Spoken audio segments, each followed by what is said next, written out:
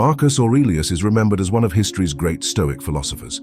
In addition, he stood out as one of the most remarkable emperors of his time, being recognized for his exceptional ability to deal with emotions and reason clearly. However, before we explore how he achieved this mastery of logical thinking, it is essential to understand the significant challenges he faced in order to reach this remarkable level of wisdom.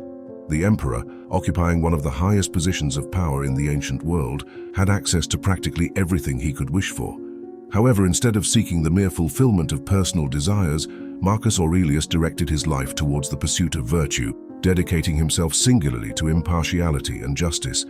An analysis of his path to mastery in logical thinking reveals not only his personal quest for excellence, but also his renunciation of a selfish lifestyle in favor of a higher purpose. This commitment to noble principles, even in the face of the privileges and challenges his position brought, highlights the depth of his Stoic philosophy and its lasting influence. Throughout his rule, Aurelius took the time to write a series of autobiographical reflections, now known as meditations, which have become one of the most important texts in Stoic philosophy. In these meditations, Aurelius offers advice on how to improve oneself. He wrote these texts for his own reflection and personal growth.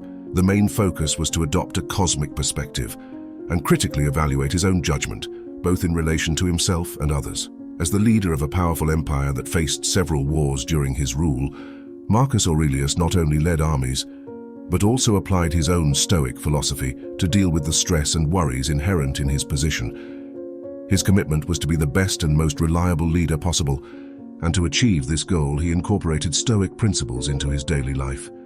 Stoicism, far from being just an ancient theory, became an inspiring practice of thought, life, and action for Aurelius. The Stoics firmly believed that doing the right thing, even in the face of difficulties, was the key to achieving lasting happiness. To act correctly, they considered sound judgment and rational thinking to be essential. In the case of Aurelius, a leader in a context marked by constant military and political challenges, the application of these principles was intrinsically related to his ability to make fair and balanced decisions.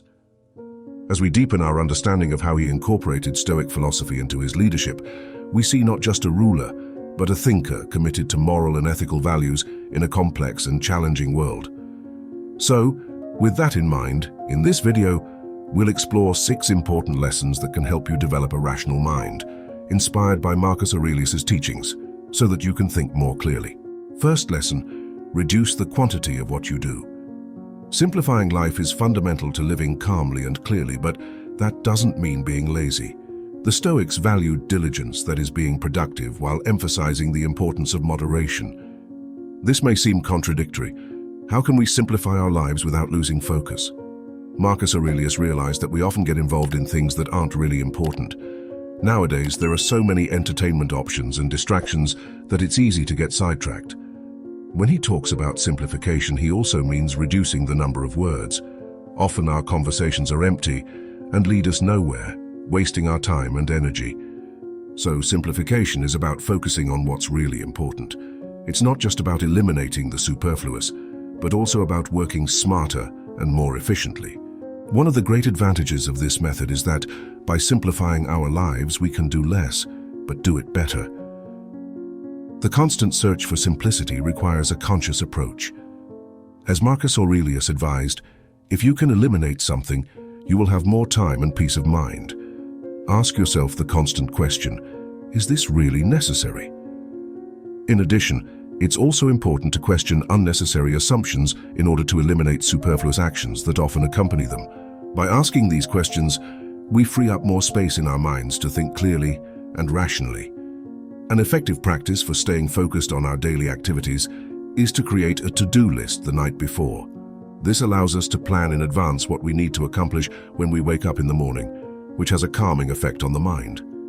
By pre-planning our days, we remove a worry from our minds and can tackle our tasks with greater clarity and determination. By embarking on the journey of simplifying life, we are not renouncing diligence, but rather refining our approach to productivity by directing our focus towards the essential.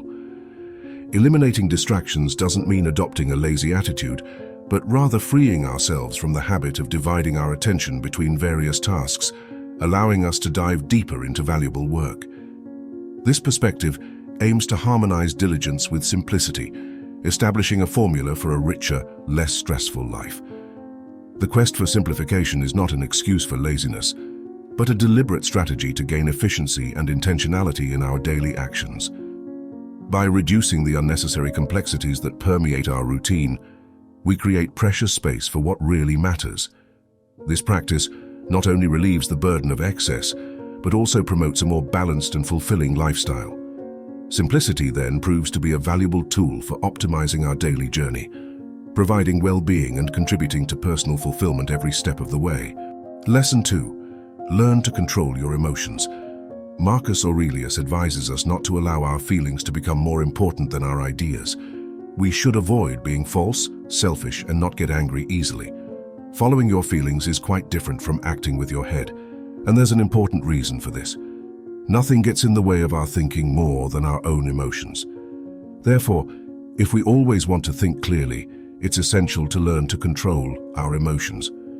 Specifically, according to Marcus Aurelius, anger does more harm than good. Controlling our emotions doesn't mean hiding them or pretending they don't exist.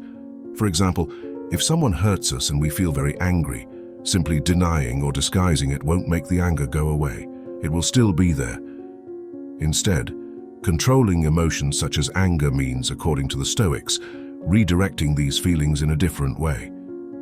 So the next time you feel angry, ask yourself what you can do about it. The option of shouting at the person who hurt you may seem attractive, but will it really reduce your hurt or improve your situation? Will it contribute to the growth of the person who hurt you? In short, reflect on your inclinations and assess whether they are constructive. Many people transform emotions such as anger, fear, or even despair into fuel for something more productive, directing this emotional energy in a different way, such as physical activity at the gym, for example. However, it is crucial to recognize that the expression of emotions can vary from person to person, and what works for some may not be suitable for others. If turning anger into productive energy isn't enough, look for useful ways to express your emotions. You may be able to achieve more positive results by talking calmly with the person who hurt you, explaining your feelings and trying to understand their point of view. Open and empathetic communication can be a powerful tool for resolving conflicts and building healthy relationships. So explore different approaches to dealing with your emotions and choose the one that best suits your personality and the specific situation. You can also record your feelings in a diary, get involved in a video game, or choose any other activity that helps you deal with anger. Another emotion, such as anxiety or fear, cannot simply be ignored, but can be redirected. Instead of allowing anxiety to paralyze you, use it as motivation to challenge yourself, carry out actions that trigger it, and acknowledge its presence. This will not only help you to better understand the source of the anxiety, but will also help you to overcome it. For example, if you're too afraid to ask your boss for a raise, many people see this fear as a reason to avoid action, allowing themselves to be controlled by anxiety. Others may go ahead, seeing anxiety as an obstacle to be suppressed and ignored. However, this is not necessary. Instead, see fear as something that can be expressed in a healthy way and even be useful. On rational reflection, fear in this case has a beneficial meaning, indicating the desire to earn more money. Fear arises from the boss's judgment of your request. This leads you to consider all the things that could go wrong, provoking you to think about the boss's possible questions and the counter-arguments that could arise. In this way, you can prepare for these situations and create a plan for each possible scenario. However, the most significant thing is that fear offers a positive motivation to move forward, challenge yourself, and grow as an individual. It pushes you to prove yourself, to take the step not in spite of fear, but partly because of it. Even though fear can initially create a mental barrier to asking for the raise, remember the wisdom of Marcus Aurelius: the obstacle is the way. Lesson 3. Use a broader perspective. Marcus Aurelius, quoting Plato, highlights the importance of having a broad vision. When talking about people, it is best to consider the whole situation. Observing from a certain distance is crucial to keeping a clearer mind. In the confusion of life, we often find ourselves in the middle of problems, and each challenge seems overwhelming, leaving us feeling hopeless. It's like being in a crowd, It can feel like the whole city is stuck in a traffic jam. However, moving a little further away can reveal a completely different reality. Essentially, by stepping back and contemplating the intricate tangle of our world and existence, we realize how tiny our personal experiences are and how minute we are in the vast scheme of things. This shift in perspective reveals the expansive realm that lies beyond our immediate encounter. People often overlook the truth that their own encounters and points of view are not the only ones worthy of consideration, even in their own lives. This is the ego speaking louder than consciousness. Similarly, when we walk down the street and feel that everyone is watching us, it's our ego inflating to give us a sense of importance. Consider someone who has had an unfavorable experience with cats. They may find it difficult to understand that cats can be loving companions for other people unless they intentionally acknowledge the possibility of different experiences from time to time. It's important to take a step back and ask yourself, what am I missing or not understanding? This practice of reflection has many benefits. For example, think about the situation in which you have to choose between staying in your current job or looking for a new position available elsewhere. This decision can seem daunting, especially if you're not sure that one of the options will meet your deepest desires. While your current job provides security and the prospect of more responsibilities with a promotion, the lure of a better salary is tempting. You may feel confused or even trapped in this dilemma. However, there are many untapped prospects beneath the surface. Have you considered venturing into a completely different field of work or exploring a side venture that complements your current job? Or perhaps dedicating yourself to a passion to divert your focus from the tasks you find less appealing? It's quite possible that many untapped opportunities in life are escaping your attention. Adopting a broad view rather than focusing only on immediate concerns is very useful when it comes to making informed decisions. Broadening your perspective is not only valuable for setting priorities, but also for shaping your opinions and forming a comprehensive judgment. Considering all the possibilities in a given situation is fundamental. In addition, taking a step back means moving away from prejudices and personal points of view, which helps to avoid letting past facts and emotions take over your vision. Temporarily abandoning your beliefs and desires can provide a new point of view, leading you to reflect on the people around you and your responsibilities towards them. Sometimes simple actions, such as throwing garbage on the ground, can seem unimportant and don't affect the world. However, when you take a step back and look at the whole picture, you realize that if everyone acts in the same way, it can have a big impact. Even if you see yourself as the protagonist of your story, there are many other people as protagonists in their own stories, and they face similar situations. The Stoics believed in the interconnectedness of everything in the world, and that the general well-being of the planet is connected to our own well-being. It is therefore crucial to take a step back and consider not only our individual lives, but also the impact of our choices on the world when facing challenges or making decisions. You might ask yourself some questions. This can be done in the moment or later, perhaps when you're reflecting on your day, either during a walk or when writing in a diary, something Marcus Aurelius was very fond of. The most common questions to ask yourself are, what would be the long-term impacts of my choice or action? How might someone else's view of this differ from mine? Do I know anyone in a similar situation or with similar goals to mine who could offer help? Does my choice or action influence my well-being? Does it affect the well-being of those around me? Are there other options that I haven't considered? Taking the time to consider all aspects of the world helps you to understand your actions, thoughts, life, and decisions more clearly. This gives you a comprehensive view of the world, freeing you from limitations, prejudices, or unnecessary doubts. Lesson 4. Embrace the virtues. Marcus Aurelius taught that it is essential to explore deeply within oneself, because there is a wellspring of goodness ready to flow if we keep looking. Virtue consists of doing the right things, acting correctly and justly. This kind of behavior not only benefits you and the people around you, but also contributes to a better society.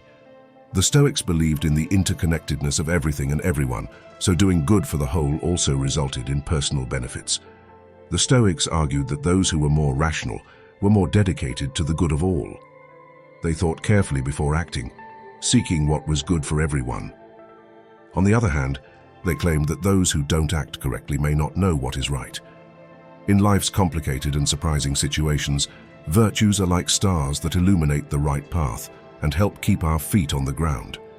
For this reason, people rich in virtues generally have a calm and balanced attitude. Adopting virtuous qualities, according to Stoic philosophy, requires a deep understanding of the four fundamental virtues: wisdom, courage, temperance, and justice. Let's start with the virtue of wisdom. For the Stoics, being wise involves more than simply acquiring intellectual knowledge. In fact, Stoic wisdom encompasses the ability to discern between good, evil, and neutral, as well as all the nuances present in between. It is a constant quest to transcend the influences of emotions, allowing reason to govern our decisions and actions. When faced with a dilemma, Stoic wisdom enables us to analyze the options clearly and impartially, ensuring that our choices align with ethical and rational principles. Courage, a fundamental Stoic virtue, goes beyond simply not feeling afraid. According to the Stoic perspective, courage means acting correctly, regardless of the circumstances or emotions present. It implies facing challenges with bravery and resolution, maintaining integrity and ethics even in difficult times. Stoic courage is not only physical audacity, but also a moral force that drives us to act justly, even when faced with uncertainty and opposition. These virtues are the foundation of Stoicism, offering a practical guide to cultivating an ethical and meaningful life. Courage doesn't mean eliminating fear, desire, or anxiety. On the contrary, it means making a conscious decision to move forward, overcoming emotional barriers. In simple terms, courage is acting even when you feel afraid, like asking your boss for a raise. It motivates action for the greater good or the accomplishment of tasks, even when the outcome is uncertain. Cowardice, on the other hand, would be to avoid doing what should be done, even if you feel like it. Next is justice. Wisdom is the basis of justice, involving a commitment to what is right and impartial, both for oneself and for others.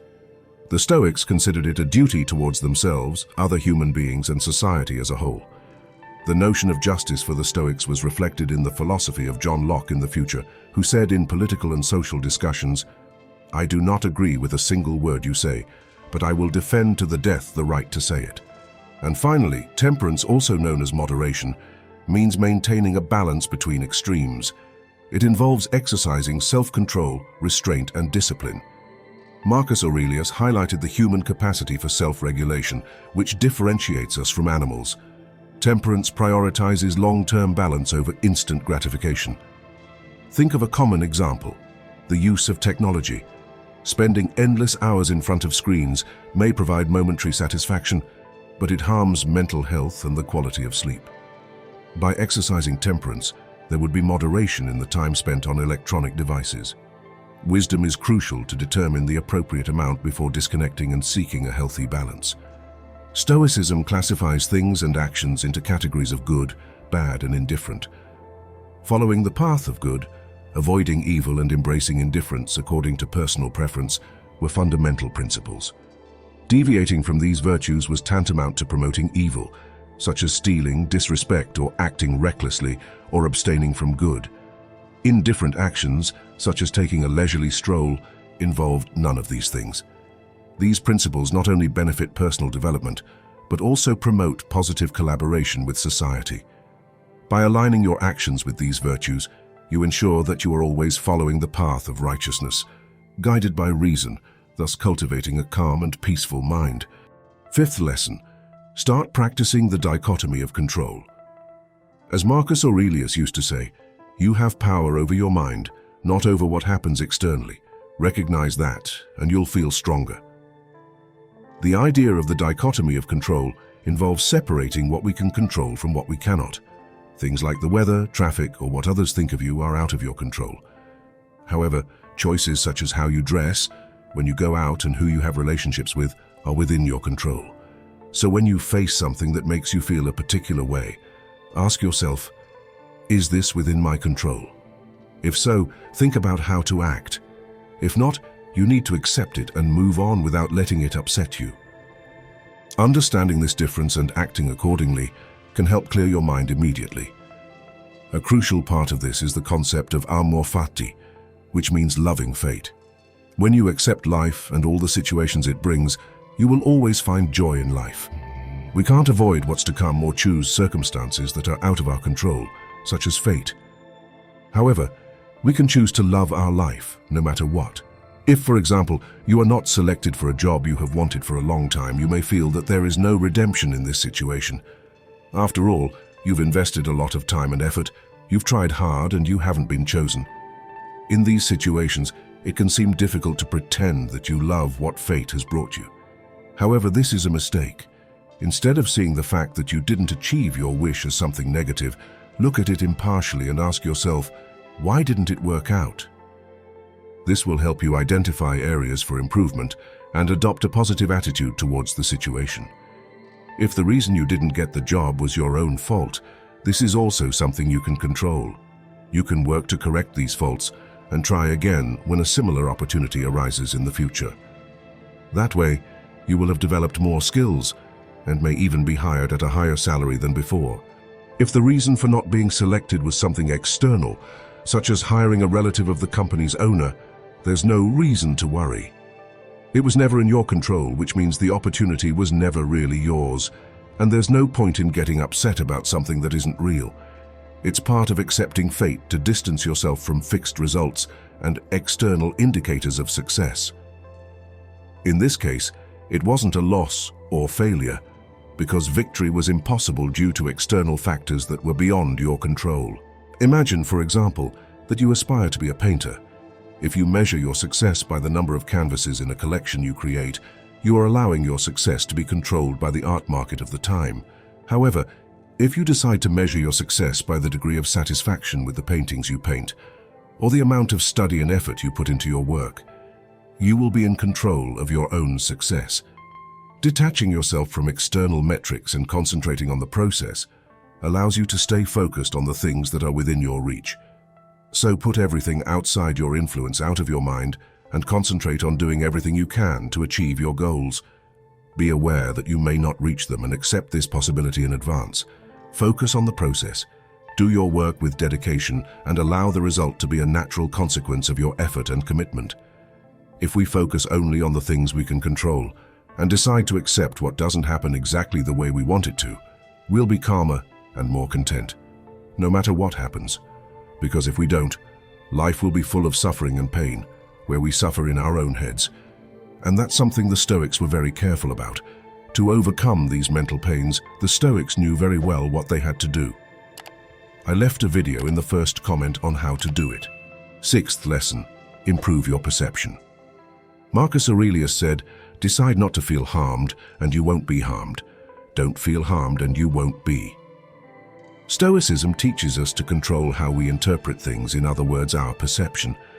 Normally, we label everything we encounter, every event we experience, every person we meet, using categories such as good, bad, boring, funny, beautiful, or ugly. However, this way of thinking can be exhausting and can make our lives worse without us realizing it. This is because our ego influences our minds, putting us on a pedestal and diminishing others in our judgments. For example, if we label every interaction of a difficult day as horrible, we will see the whole day as terrible, even if some parts were good. If we say that a party was boring, we will only remember the boring part, ignoring other positive experiences we had there. We often allow our emotions to influence our first opinions about things, which often makes them less rational. In fact, they are often very irrational. In addition, our tendency to evaluate every moment of our lives is linked to the propensity to exaggerate things, making them seem more negative than they really are. For example, if your partner ends the relationship, you might say that he broke your heart, instead of recognizing the simple fact that his feelings for you have changed. This way of thinking directly influences your feelings. It's not the event itself that makes you feel bad, but the way you unconsciously choose to interpret it. So what happens is not just an event and a reaction to it, but an event, your interpretation or judgment of it, and only then a reaction to that interpretation.